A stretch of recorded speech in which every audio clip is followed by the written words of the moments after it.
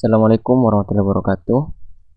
Selamat datang di modul 4 sub 2, yaitu RCCP Rocket Capacity Planning. Di sini saya akan menjelaskan tentang pengolahan data yang ada di modul 4 sub 2. Di sini kami dari asisten akan memberikan data awal untuk pengolahan data kalian.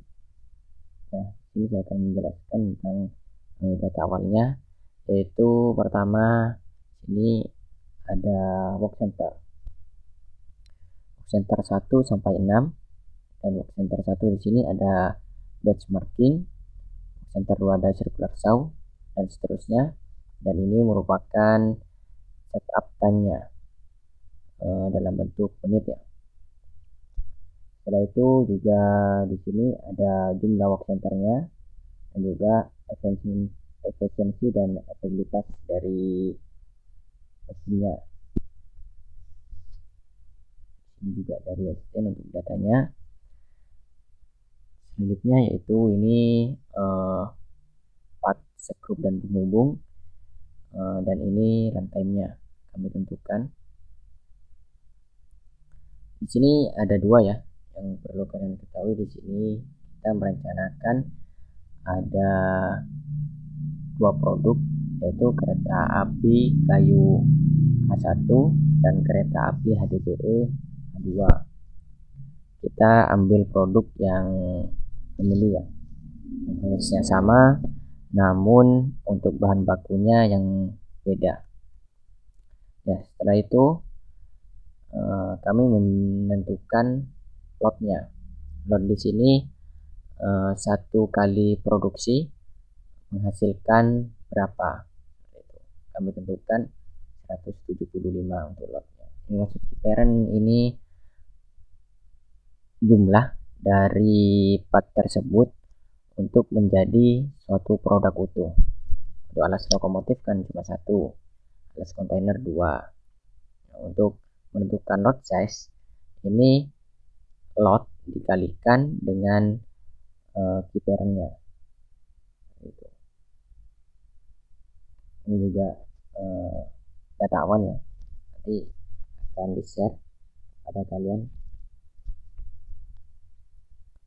Setelah itu menghitung waktu standar ya. Di sini saya akan mengulang untuk perhitungan waktu standarnya. Sebenarnya kalian sudah menghitung di modul 3 sebelumnya. Di sini kalian kelompokkan untuk loading, unloading, pemesinan dan non pemesinan dari setiap part ya. Kumpulkan jadi satu, dan datanya di sini ambil 30 data seperti biasa untuk penentuan waktu standarnya. Lanjut, pertama kita menentukan time itu dengan cara rata-rata dari setiap data yang ada ya. Setelah itu kita tentukan performance ratingnya berapa dan ditemukan waktu normalnya ada berapa. Setelah itu kita tentukan allowance-nya dan menghitung waktu standar.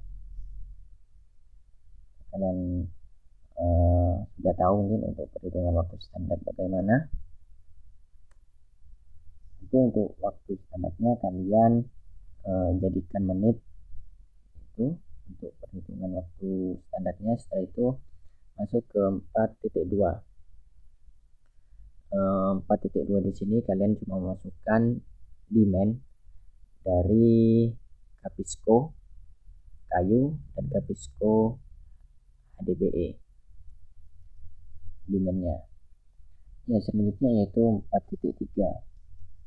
4.3 di sini menghitung kapasitas dari work center. Work center kita di sini ada 6 ya. Yang dibutuhkan tadi yaitu data awal work center, jumlah work centernya, terus efisiensi dan mobilitas dari mesinnya, lalu hari kerja shift dan jam kerjanya. Ini kami tentukan hari kerja 20 hari, shift kerja itu ada 2, jam kerjanya itu 8 jam.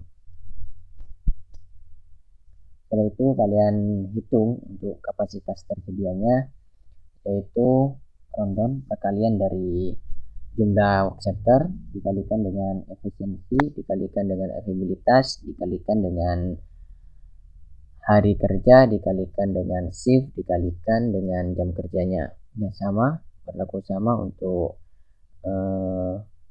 data HDPI-nya untuk perhitungannya.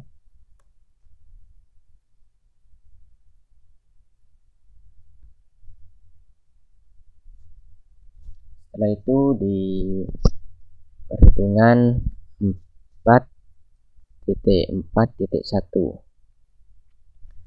yaitu perhitungan bill of labor approach. Ya, yang kalian masukkan nantinya ada kode part, nama partnya, mesin atau tool yang digunakan, yaitu operasinya, load size, setup time dalam bentuk menit, runtime dalam bentuk menit, proses juga, lalu key parent, total, dan work centernya. Nah, untuk mesin dan toolnya kalian sesuaikan dengan urutan pembuatan dari alat lokomotif. Jadi pertama itu benchmarking, circular saw, dan seterusnya dari semua part. Dan operasinya di sini yaitu kalian ambil di data awal. Operasi di sini sama dengan work center ya. Kalian ambil di data awal. Setelah itu prosesnya kalian juga ambil di data awal kalian ya. Tadi sudah dihitung. Setelah itu untuk setup time, di sini juga kami sudah berikan untuk waktu setupnya per mesin di data awal juga. Ya, untuk runtime menit per unit kalian masukkan waktu standar kalian yang sudah kalian hitung tadi di awal. Waktu standarnya yaitu ambil yang waktu standar yang menit ya, untuk dimasukkan ke runtime-nya. Setelah itu proses menit per unit, yaitu perhitungannya setup time dibagi dengan load size lalu ditambah dengan runtime-nya. Itu prosesnya. Setelah itu key parent juga sudah ditentukan ya di awal. Setelah itu total mesin per unit. Untuk perhitungannya yaitu prosesnya dikalikan dengan key parent sudah ditentukan. Setelah itu work center kalian sesuaikan dengan operasinya ya, sama di data awal. Itu berlaku untuk semua part dan juga berlaku untuk kereta HDPI juga. Ya, selanjutnya yaitu perhitungan di 4.4.2. Kalian juga menghitung bola di sini, tapi pada work center. Jadi diurutkannya yaitu berdasarkan work center. Tadi kan berdasarkan partnya, kalian mengurutkan di sini diurutkan berdasarkan work centernya 1 sampai work center 6. Gitu.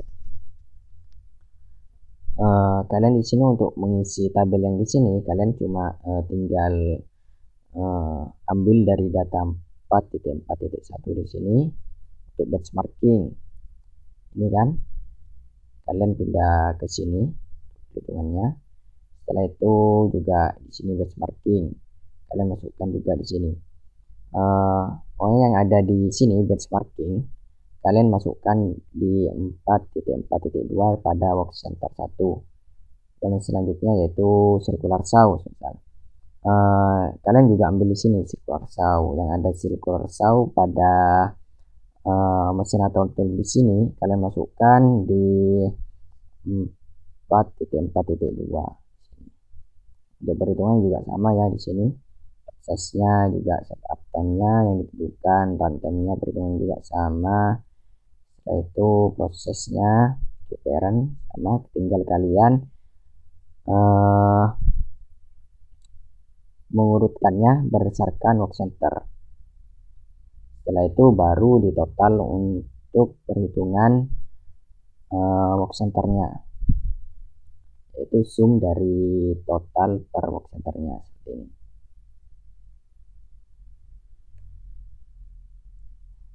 Semuanya diurutkan dan juga berlaku untuk kereta HDPE.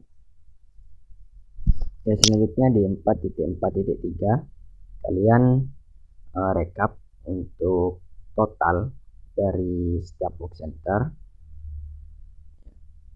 Kalian total, kalian buat tabel di 4.4.3 nanti untuk rekapan hasil dari perhitungan bola setiap work centernya. Setelah itu 4.5. Di 4.5 kalian di sini buat tabel seperti ini ya. Tabel awal seperti ini. Untuk demand kalian masukkan di sini demand kalian. Terus yang di sini yaitu total tadi per work centernya. Ini work center 1, 2, 3, 4, 5, 6. Ini tadi kalian masukkan di sini. Ya. Setelah itu kalian kalikan setiap baris dan kolomnya. Kalian kalikan semua ini.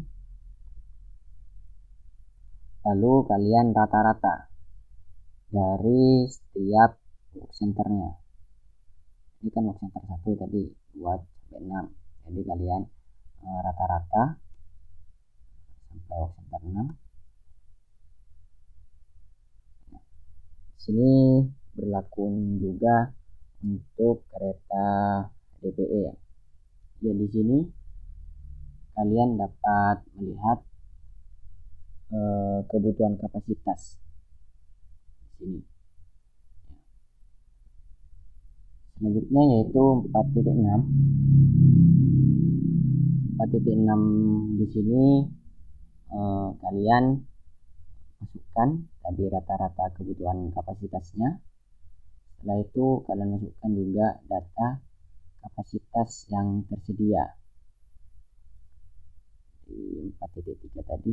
Nah, ini kapasitas yang tersedia kalian masukkan di sini juga 4.6. Lalu kalian bandingkan dari rata-rata kebutuhan kapasitas dengan kapasitas yang tersedia, dibuat grafik seperti ini. Untuk perbandingan rata-rata kebutuhan kapasitas dengan kapasitas yang tersedia, ini berlaku juga untuk mainan Capisco HDPE juga ya. Selanjutnya yaitu 4.7. Di sini tadi kan kita bandingkan setiap centernya. Nah, kita bandingkan per bulan, setiap center tapi per bulan itu. Untuk datanya ini ambil di 4.5 tadi. Nah, ini kan work center 1. Ini per bulannya, bulan 1 sampai bulan 6. Seperti itu. Ini work center di 4 dan seterusnya sampai work center 6 ya. Tinggal kalian link saja, masukkan. Ini work center 1 bandingkan dengan kapasitas yang tersedia yang sudah dihitung di 4.3 tadi. Lalu bandingkan dengan grafik ya. Bandingkan dengan grafik seperti ini. Nah, di sini kita dapat melihat ya, untuk perbandingan grafik ini terjadi perbedaan yang signifikan antara rata-rata kebutuhan kapasitas dengan kapasitas yang tersedia. Seperti itu.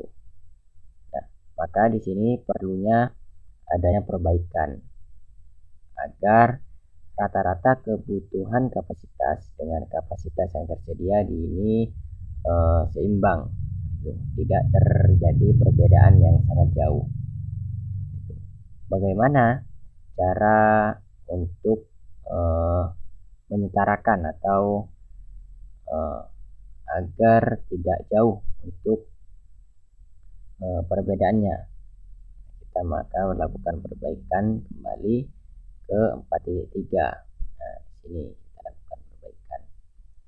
Kita bisa mengubah pada hari kerja atau shift ataupun jam kerja.